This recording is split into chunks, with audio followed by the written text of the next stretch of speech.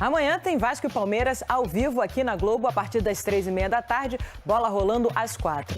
O Vasco ainda está à procura de um técnico e o Felipe, interino, deve mandar a campo essa escalação aqui. Léo Jardim no gol, Paulo Henrique, João Vitor, Lucas Freitas e Lucas Piton. No meio-campo, Hugo Moura, Jair e Coutinho. Lá na frente, Nuno Moreira, Ryan e Verratti. O interino Felipe Maestro, aliás, é da época desse aqui, o Luizinho, quando o Vasco conquistou um Brasileirão em cima do Palmeiras. Ventos longínquos de 30 anos atrás sopram novamente nos domínios do Vasco. Principalmente com o Pedro, com o Felipe. Tem essa curiosidade, né, das lembranças. O Felipe é um que é muito sarcástico, né? Ele gosta muito da brincadeira. Sempre foi assim, né? E aí, tá vendo? Tem uma foto ali, né?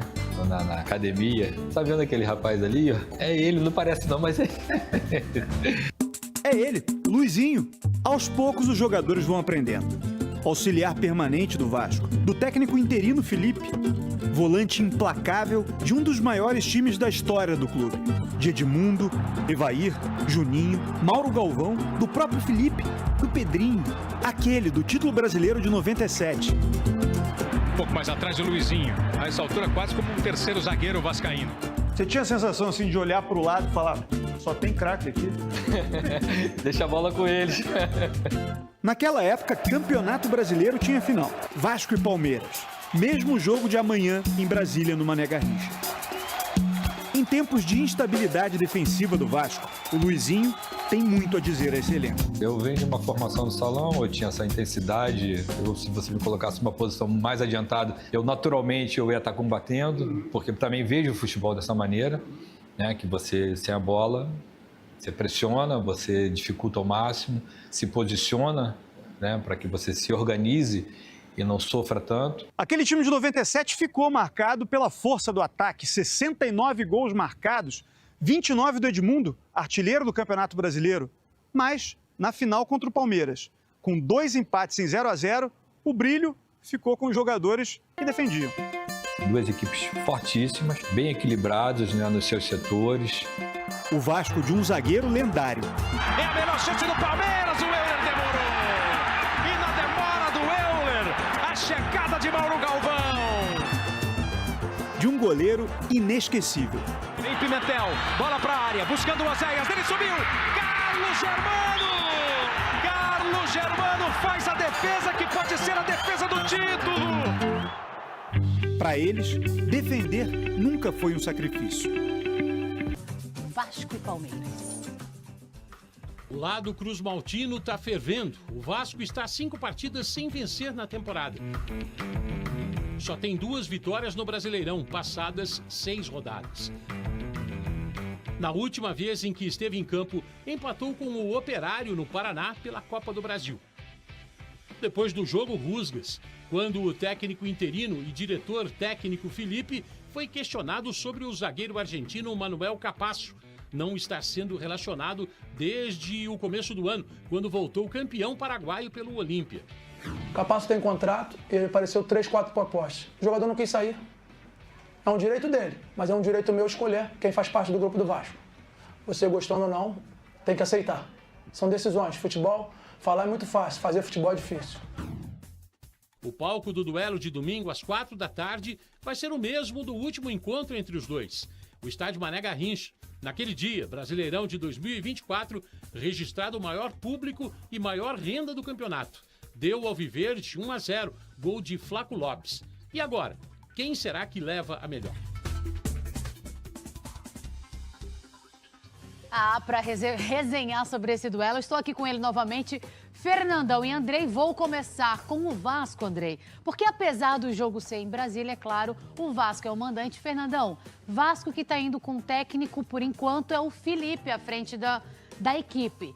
Mas há conversas com o técnico Fernando Diniz. Você já está sabendo de alguma coisa? Quem deve realmente comandar o Vasco daqui para frente? E o que o Felipe pode apresentar para essa partida, hein? O Vasco tem uma relação muito próxima, né, com o Fernando Diniz, desde a última passagem que teve, e a gente sabe aqui no Rio de Janeiro que tem um sentimento ainda de débito, né? O Diniz acho que podia ter feito um trabalho muito melhor no Vasco. A gente acredita muito nisso também, porque eu gosto muito do trabalho do Diniz. O Pedrinho já externou isso várias vezes, como presidente, como também quando na época era comentarista. Só que enquanto o Diniz não vem, o Felipe tem um trabalho um pouco difícil com relação ao Vasco, né? Encontrar um equilíbrio, tanto ofensivo quanto defensivo, principalmente fora de São Januário. O que me deixa um pouco surpreso é porque o Vasco é muito forte dentro de casa, dentro de São Januário, e todas as vezes que esteve fora de São Januário teve dificuldades para vencer os seus jogos. Ainda mais contra o Palmeiras, que é um visitante indigesto, costuma dar muito trabalho quando joga fora de casa, é um time que está brigando para as primeiras colocações. Vamos ver como é que o Vasco se comporta. Qual vai ser o Vasco que vai jogar contra o Palmeiras nesse jogo lá em Brasília? Vamos falar de outro jogo dessa rodada? Amanhã tem Vasco e Palmeiras. Deixa eu trazer para você aí as informações do Vasco. Tem uma notícia nova no GE, que é o Vasco e Fernando Diniz mantêm conversas e otimismo por acerto. Vasco e Fernando Diniz mantêm conversas e otimismo por acerto, tá? Tá indo em negociação, demorando um pouquinho para esse acerto acontecer também, né? Muita gente imaginava uma negociação mais rápida, né? Porque o que se sabia é que o Pedrinho interesse dos dois, né? Gosta do trabalho do Fernando Diniz há muito tempo e o Fernando Diniz, até por isso, até pela relação dele com o clube, com o Pedrinho, talvez estivesse muito disposto a pegar esse trabalho.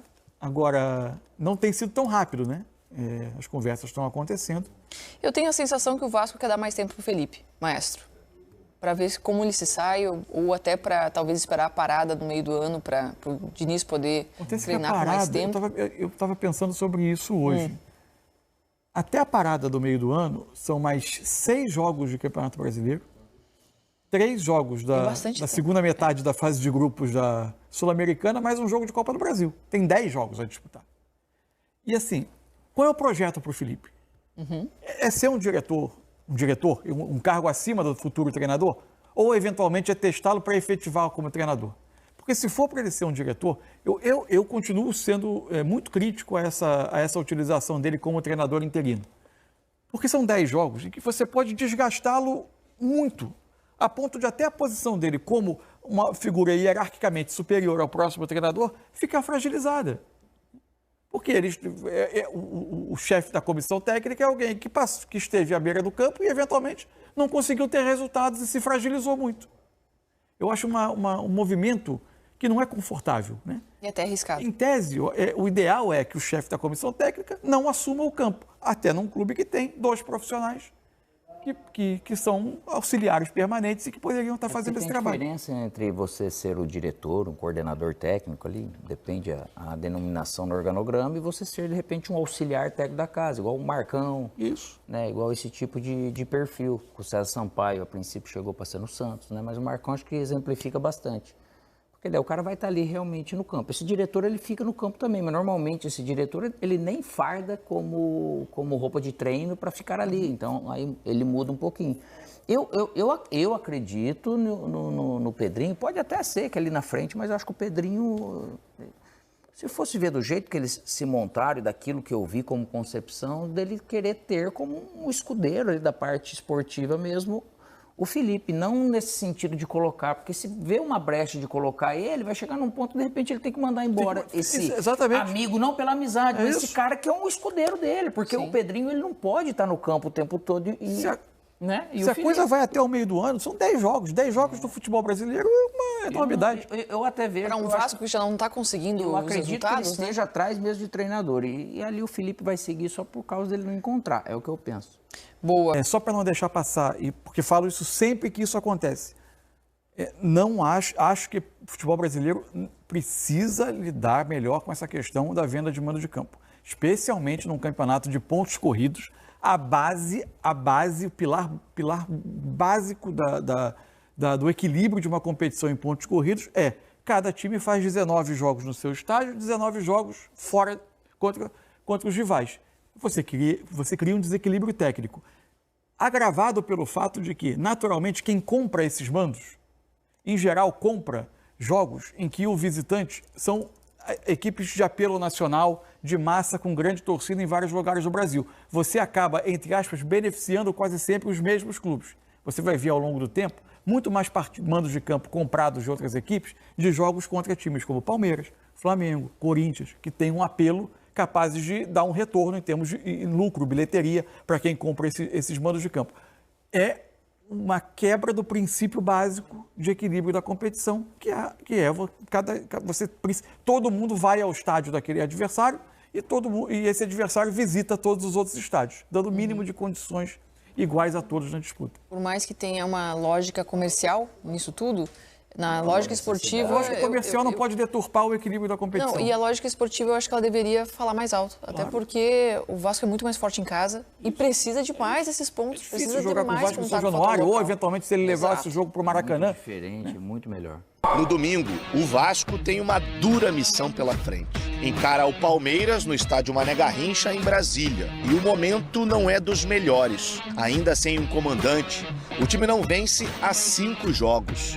São 3 empates e 2 derrotas nesse período, além de apenas 2 gols marcados e 4 sofridos. Para o duelo diante do Verdão, Felipe Maestro, treinador interino, deve mandar a campo o que tem de melhor. O calendário ele prejudica bastante. A gente vai se reunir juntamente com os médicos, com o preparador físico, com os jogadores. O feedback do jogador é muito importante. A gente teve que fazer 2, 3 substituições porque os jogadores pediram para sair. No caso do Nuno, Piton, que está voltando, não jogou a última partida. Enfim, esse calendário realmente prejudica, o jogo é muito intenso.